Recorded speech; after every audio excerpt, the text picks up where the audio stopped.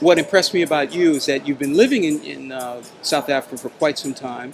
You are obviously very aware of what's going on with the World Cup. You mentioned something about that, which is going to Yes. be featured coming up fairly soon, I guess next year. Mhm. And what is going on? You're an entrepreneur, you're an attorney. What is going on as far as economic development, particularly for black Africans in South Africa?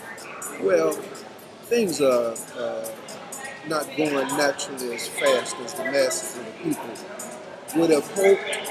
However, transition is a process. I think Mandela took South Africa through a certain period, and now it's the time for the economic renaissance, so to speak. And I think that's the stage that South Africa is in now, where young entrepreneurs now are really vying for a piece of the pie. Mhm. Of course, the mineral wealth, the banking, the financial sectors, and all of that never changed hands. Mhm. And that's one of the reasons you've got these huge patches of poverty and slum housing even to this day. Soweto is the same Soweto it was prior to 1980. Mhm. Alexandria is basically the same Alexandria prior to 1980. And the reason that these places haven't changed is the economic paradigm hasn't shifted.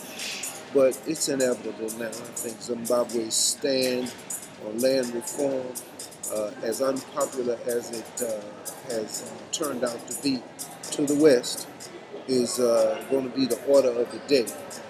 We realize we must control land, we must control what's on top of the land and what's below the land in order to really be empowered. So this is going to be a very interesting decade for the whole world economic order.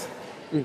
Gold is going to be the standard of the day. So he who controls gold and seeds, because seeds is the whole basis of starvation. Mhm.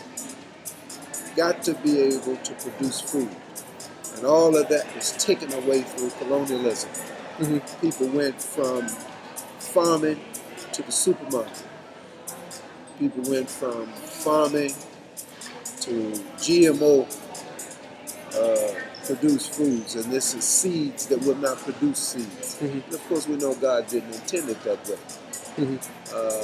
But I'm very optimistic.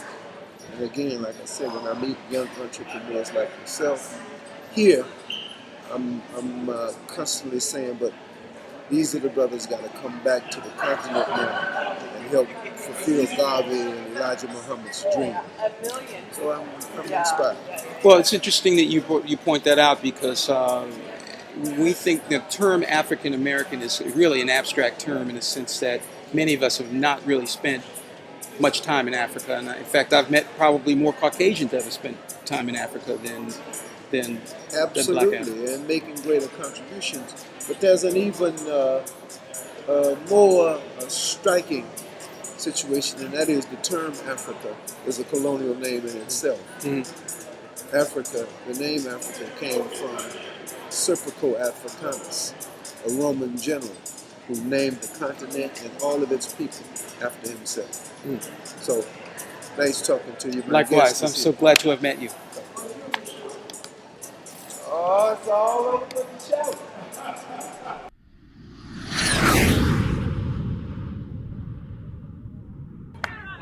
That was good.